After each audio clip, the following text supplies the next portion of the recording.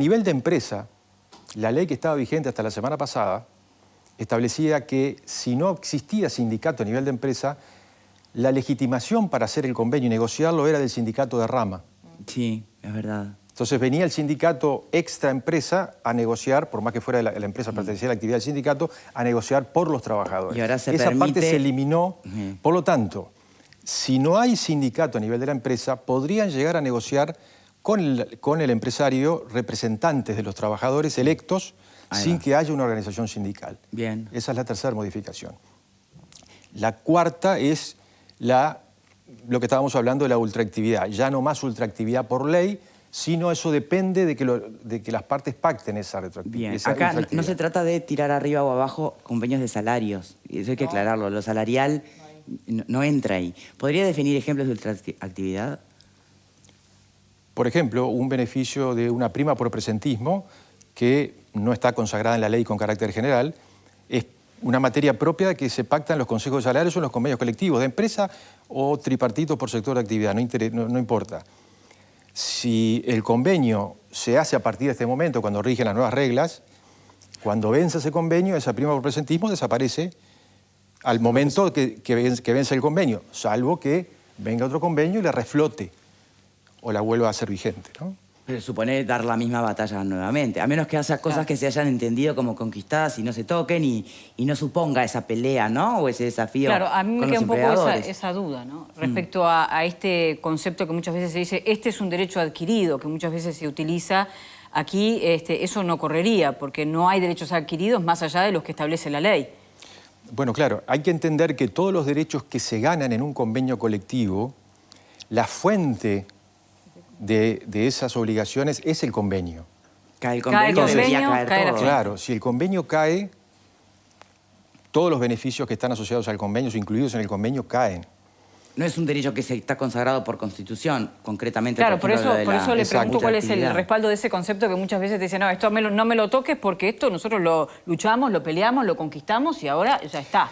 El efecto que tiene esta parte, esta modificación, es de alguna manera retrotraer la discusión sobre si había ultraactividad o incorporación, que era otro término que se utilizaba, o derechos adquiridos, que es un poco diferente, a la situación anterior al 2009, que fue cuando se aprobó la ley 18.566, que es la que se acaba de modificar.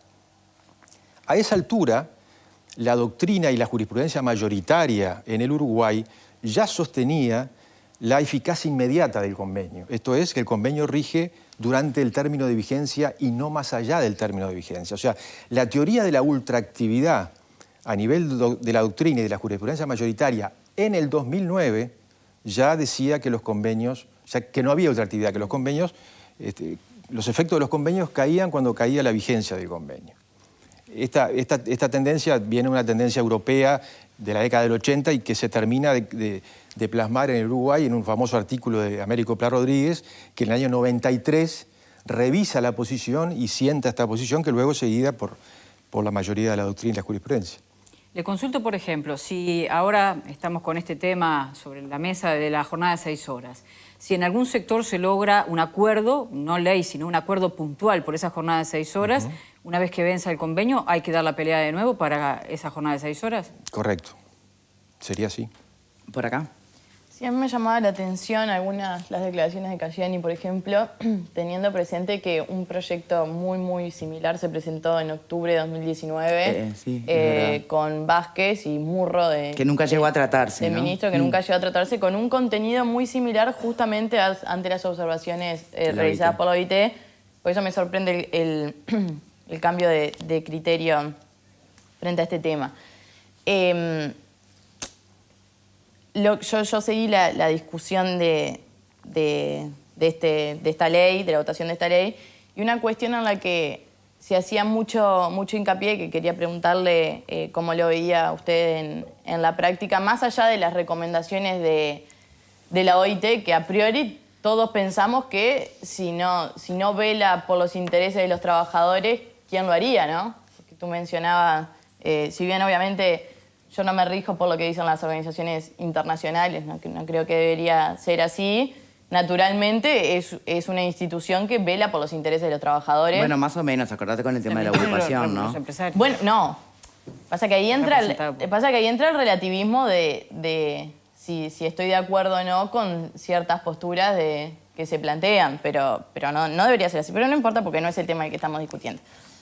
Uno de los argumentos que se ponían arriba de la mesa era el hecho de la ultraactividad como criterio general ante diferentes convenios que pueden realizarse en un montón de ramas diferentes con realidades diferentes. Por ejemplo, fuiste tú que mencionaste el tema de la sequía, y algunos legisladores argumentaban el hecho de que muchas veces se terminaba traduciendo como consecuencia final en la pérdida de fuentes de trabajo frente a sostener la ultraactividad de los convenios, terminaba significando que, un montón de fuentes laborales se perdieran. Entonces, ¿Eso tenemos confianza que sea así? Es lo que quería que pudiera contarnos un poco cómo, a ver, desde dónde lo ve usted. El convenio colectivo como instrumento de regulación laboral tiene muchas ventajas.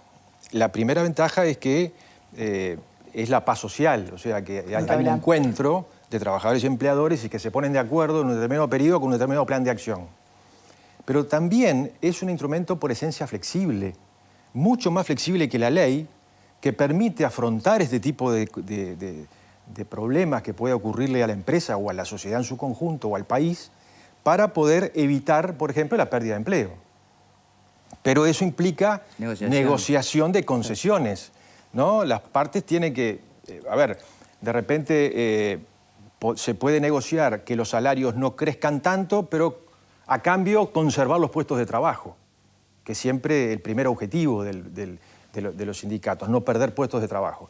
Y en eso el convenio colectivo es más dúctil que lo que puede ser la ley, porque las partes no pueden cambiar la ley, tienen que cumplirla obligatoriamente.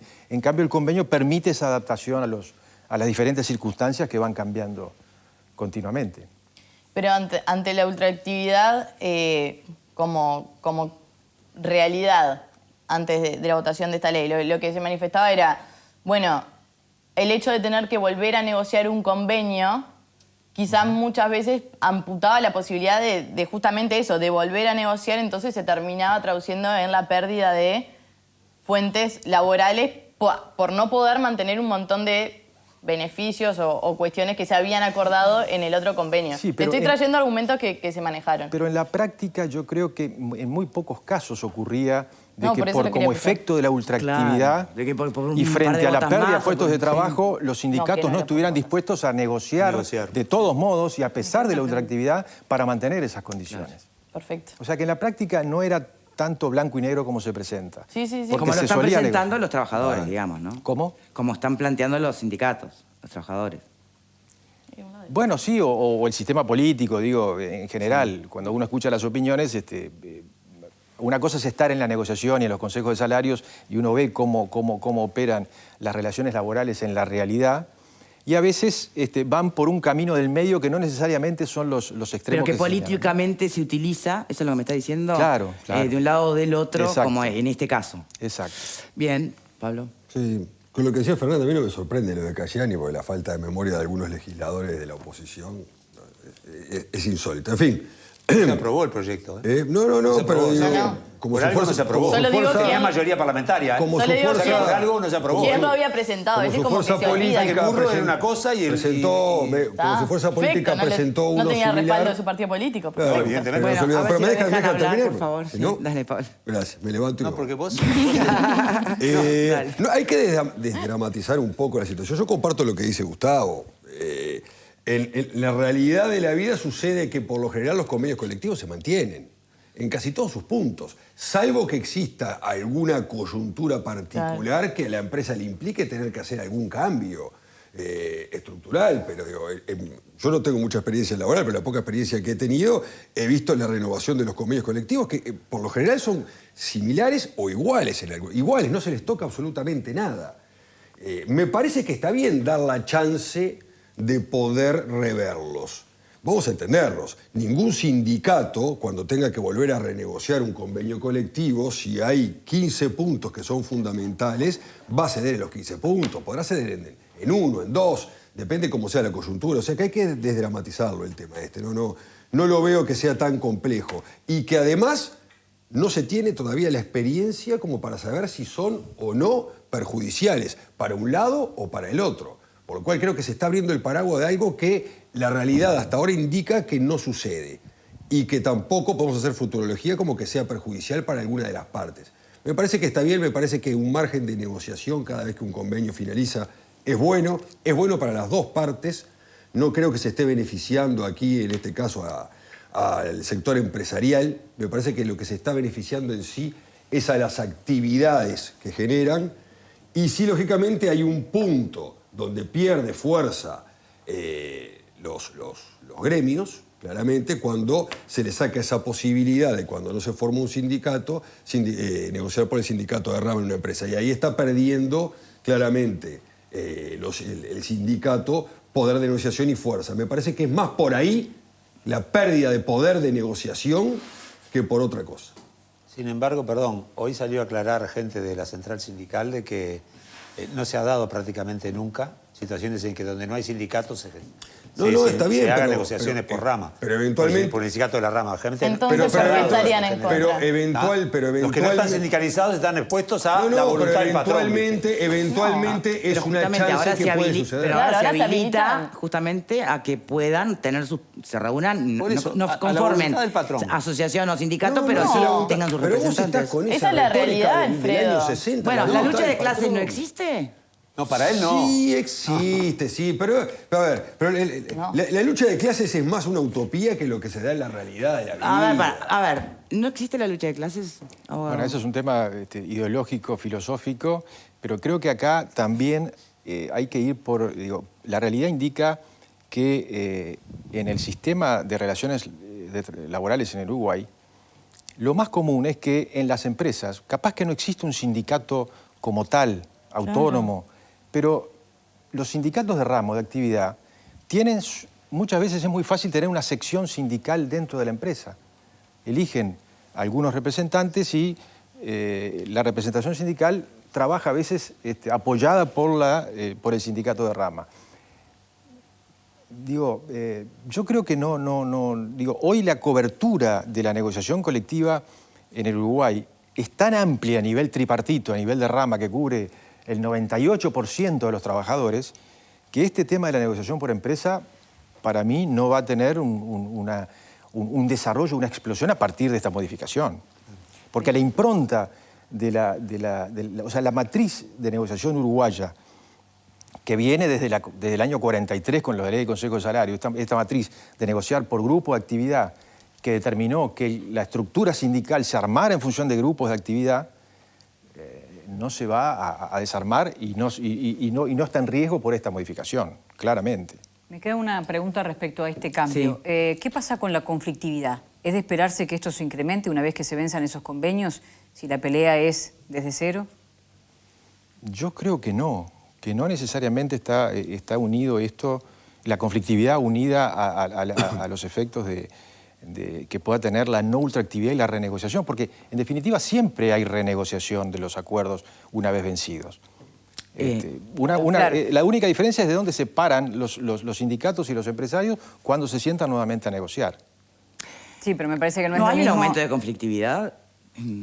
Bueno, puntualmente, según el índice de la Universidad Católica, se Ahí ha va, producido ese ahora en el informe de la último UCA. momento. Por eso se lo preguntaba. Porque ahí influye mucho el paro general que hubo, que se plegó el transporte, etcétera. Pero todavía no ha empezado la gran ronda de negociación que tiene que ocurrir este año, donde se van a renegociar la mayoría de los consejos de salarios.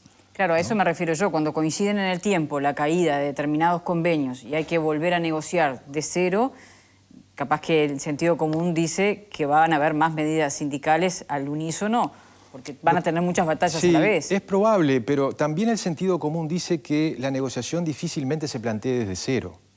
Bien. Porque hay derechos que están tan asentados Perfecto. en la memoria colectiva y en la costumbre y a lo que los trabajadores están habituados normalmente, que Por es muy ejemplo, difícil poder sacarlo. prima por antigüedad, mencionó presentismo, ¿la prima por antigüedad, por ejemplo, también caería? Todo lo que Todo lo que sean primas y beneficios Exacto, extra la salario. prima por antigüedad, el presentismo, ticket alimentación, canastas, licencias especiales. Bueno, pero ahí, ¿no? y no se entiende realmente el desafío, la incertidumbre que puede suponer, porque uno cuando hace el cálculo de lo que cobra a fin de mes, calcula bastante más de lo que tiene en mano. Ahí entran y suman, aunque sean de puchitos, todos estos otros beneficios. Entonces, ¿es entendible que se genere cierta incertidumbre Sí, o claro. no? Sí, por supuesto. Y bueno, y desde esa perspectiva, ¿cuál sería de parte de los empresarios la incertidumbre generada en la actualidad sin esta ley que elimina la ultraactividad? Sin esta ley es sentarse a negociar con un piso de beneficios alto para negociar nuevos beneficios, porque esa es la dinámica de la negociación Entonces, colectiva, ¿no? el tema es, de un lado, que no me sigan pidiendo más y del otro, que no me sigan sacando. No, es que... Sacarte de hecho. O sea, Sacar poder de seguir eso. pidiendo más Claro. y el otro que no me pidan Sí, que más, exista la o posibilidad, poder sacarte de alguna pero que en cosita. definitiva termina existiendo también. Porque cuando vos negociás un convenio colectivo, está bien, por supuesto, partís de un piso, pero se puede negociar ese piso también, a su vez, porque dependiendo de la situación particular. Entonces, no creo que haya tanta conflictividad. De hecho, las empresas, por más que tengan que negociar de cero nuevamente, hay determinados derechos que es muy difícil, es muy poco probable Pero que te los están diciendo que quiten. no son derechos. Lo que no está en la ley no está. No, pero es poco probable que la empresa no te los otorgue, el presentismo, etcétera, etcétera. No. Es difícil porque ahí sí va a generar un problema. Y No el le propio llaman- empresario bien. es consciente de ese problema que puede llegar a Pero generar. no le llamen lucha de clases, llámenle conflicto de intereses. Intereses, claro. O intereses en pugna. Claro. Si no te gusta tanto desde la perspectiva ideológica hablar de lucha de clases. Pero existen los intereses en pugna. Obviamente que existen. Y la pregunta es, bueno, esta modificación, ¿hay que medirla a ver qué tan poco o qué tan mucho atenta contra los trabajadores? Porque está clarísimo que para los empresarios es beneficiosa. A priori. Pero es que no sabemos. ¿Qué no sabes? ¿Cómo vas a saber si es o no beneficiosa para una u otra parte si no se aplicó todavía? Nos porque- estamos Ay, adelantando. Pablo, Y yo soy el que estamos cree en los hablando- Reyes Magos. Nos estamos adelantando, Menos mal, nos estamos Pablo. adelantando Menos a un Ah, posible conflicto de un lado o del otro que todavía no existe. No. Esa es la realidad. Mira, sin ir más A ver lejos- si puede contestar nuestro invitado. A ver, evidentemente, frente a las futuras negociaciones, los empresarios van a estar en una mejor posición bueno, está listo. que los Sí. trabajadores cuando se sienten a negociar. Exacto.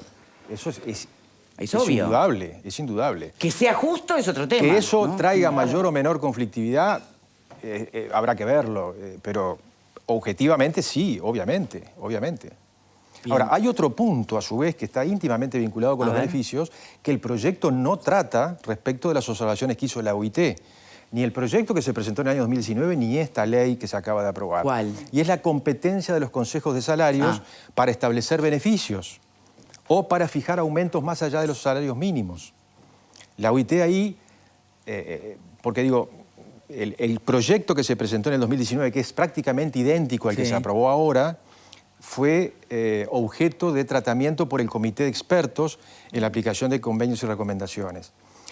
Y ese Comité de Expertos, leyendo estas modificaciones, saluda, en estos términos, con ese término, todas las modificaciones que se acaban de votar en esta Vale ley. decir, las aprueba y las Ahí esperaba. está. Pero lamenta que el gobierno no haya presentado ninguna iniciativa para sacarle a los consejos de salarios la competencia para establecer beneficios o para establecer aumentos obligatorios generales. Porque para los órganos de control de la OIT ese es un tema que debe quedar librado a la voluntad de las partes y no sin injerencia del gobierno. Y en el Consejo de Salario, que es tripartito, está el Poder Ejecutivo y el Poder Ejecutivo evidentemente tiene una injerencia, por ejemplo, cuando establece los lineamientos antes de cada ronda salarial para que las partes acuerden en base a esos lineamientos del Poder Ejecutivo. Ese tema va a seguir siendo objeto de observación por la OIT, Lo que seguramente. pasa es que, según la OIT, el mundo ideal, ¿cuál sería? La negociación, el Porque principio al de la final son negociación, tantas observaciones que... el principio de la negociación libre y voluntaria, que está en los convenios que el Uruguay tiene ratificados. Y respecto a ¿Qué la tanta OIT, libertad le sacaría? Ratificaste el convenio. Porque sigue siendo una negociación libre y voluntaria, la negociación colectiva, a la hora de fijar, por ejemplo, aumentos de salario claro, o competencia pero de libre y voluntaria actividad. entre las partes sociales que pactan los convenios. Bien, pero ¿y cuántas Sin veces interven- interviene el Estado? El Estado. Las menos.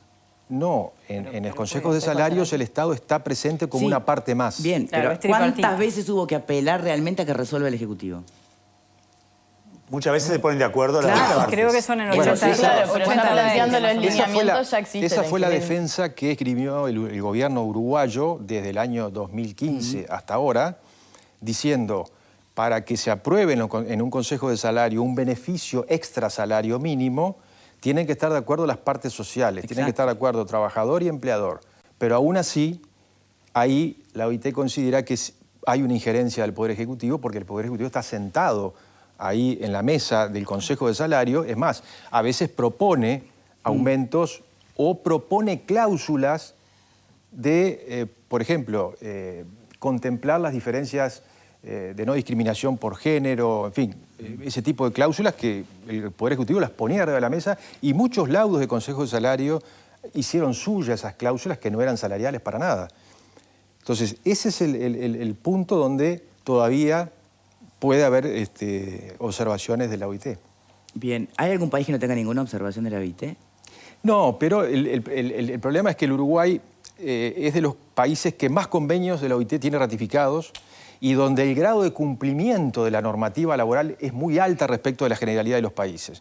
Entonces, estar en una lista de países que incumplen los convenios de la OIT y sobre todo convenios fundamentales, de derechos fundamentales como el 87, el 98, de negociación colectiva y sindicación, no es una situación cómoda para el país. Bien. ¿Y este último punto puede representar una nueva queja de los empresarios ante la OIT o renovar la que ya se hizo? En realidad no es necesario ni renovarla ni hacer una nueva porque se mantendría, ¿verdad? Claro. La observación Bien. que ya se hizo. Doctor, ¿alguna reflexión final sobre el tema? No, creo que, el Uruguay, de alguna manera, las relaciones laborales del Uruguay siempre caminan por una senda donde las modificaciones normativas de un lado y del otro que puedan favorecer, que se puedan entender que favorecen a una parte o a la otra de la relación laboral, en realidad las partes han tenido una conducta ¿Madurez? una madurez que va más allá de lo que esas normas pueden establecer. O sea, no van a los bandazos. Bien. ¿no? O sea, se contemplan los equilibrios que en algún momento pueden estar más de un lado que del otro, pero hay una madurez bastante importante por todos estos 30 años de negociación colectiva. O sea, claramente la situación y el contexto no era lo mismo en el año 90, cuando se dejan de convocar los consejos de salarios, después de apenas 5 años de haber funcionado, viniendo de una desintegración en el periodo de facto, que ahora que tenemos una gimnasia y una experiencia en materia de relaciones colectivas y normas que protegen la libertad sindical, el fuero sindical y estas normas que el Uruguay nunca tuvo una regulación de la negociación colectiva que tenemos a partir del año 2009, más allá de las modificaciones recientes, ¿no? Muy bien. Bueno, abogado, muchísimas gracias. Gustavo Gautier es abogado especialista en Derecho de Trabajo y de Seguridad Social. Muchas gracias por habernos acompañado. Un placer. Hacemos la última pausa.